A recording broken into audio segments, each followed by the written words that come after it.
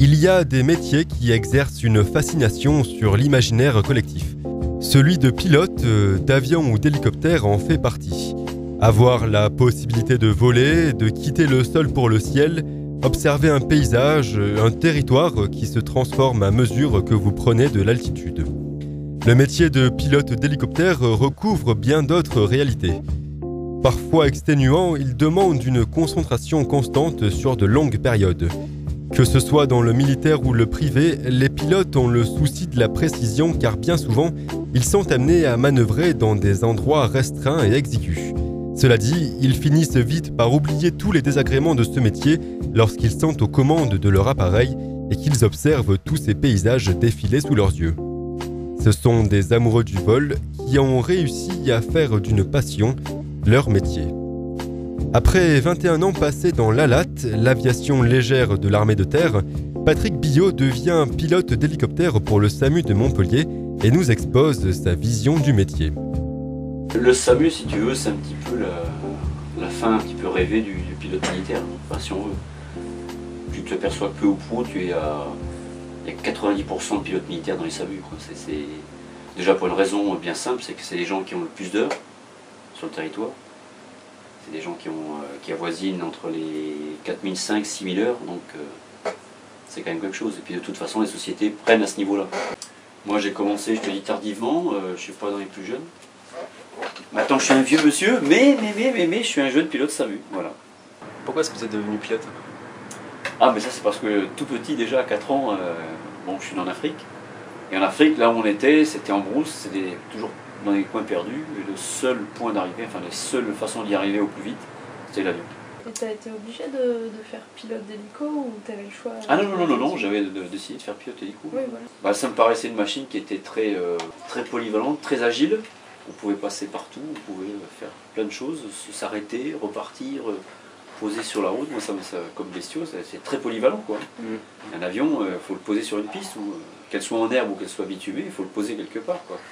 Et les missions, qu'est-ce que vous faites concrètement, je veux dire? Alors concrètement, ça va de la primaire à la secondaire. Alors les primaires, c'est un décollage assez rapide et une arrivée sur des lieux que tu sais au dernier moment. C'est-à-dire, ça peut être une route, une cour de cave énorme, c'est des grandes caves coopératives.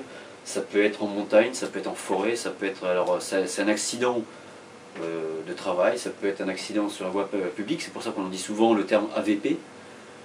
Donc véhicule contre véhicule, véhicule contre scooter, tu vois, c'est vraiment un agriculteur qui s'est retourné avec son tracteur, le forestier qui s'est coupé un petit peu la jambe, enfin ça fait tout ça, quoi. D'accord. Un cycliste qui le dimanche a encadré un camion, il n'a pas fait attention, par exemple, voilà.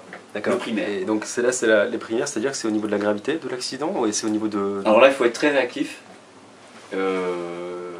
Savoir où on va le plus vite possible et après, comme faisait Fred, c'est débroussailler au maximum et après affiner sur le point d'arrivée, c'est-à-dire qu'on n'est pas sûr vraiment que le gars soit vraiment là et après par tout un système de recherche qu'on nous apprend, on arrive pratiquement à 98% sur le lieu, on tourne, on voit les camions de pompiers et puis... Alors si toutes ces informations sont dites avant le décollage, c'est formidable, mais parfois elles sont délivrées au fur et à mesure de l'avancée vers l'accident. Alors ça, c'est le cas vraiment le plus palpitant, quoi. Ça, c'est un challenge. C'est se dire, bon, on va y arriver en moins de temps possible, le mieux possible, le plus près possible, pour pouvoir diminuer les délais. Et oui.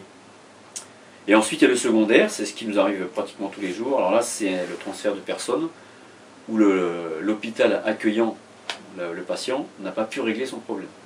Alors ça peut être pour les accouchements, ou alors difficulté pour une maman avant l'accouchement.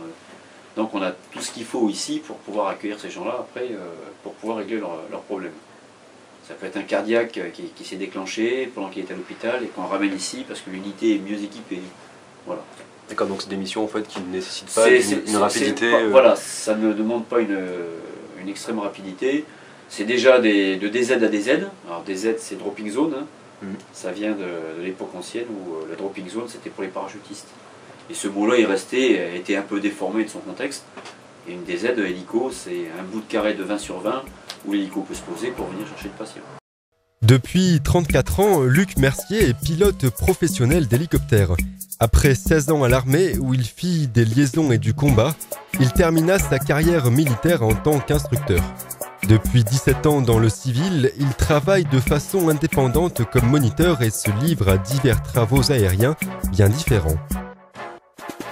C'est essentiellement pour moi de la photo aérienne, de la vidéo, du levage, du travail avec les pompiers en été sur les incendies, soit un guidage d'avions bombardiers d'eau, soit avec des hélicoptères bombardiers d'eau. On transporte une poche d'eau sous l'hélico pour aller attaquer directement le feu. Ensuite, un petit peu de levage, un petit peu d'observation, de reconnaissance. Levage, c'est prendre des charges sous l'hélico et aller les déposer à des endroits qui sont inaccessibles par la route. Voilà.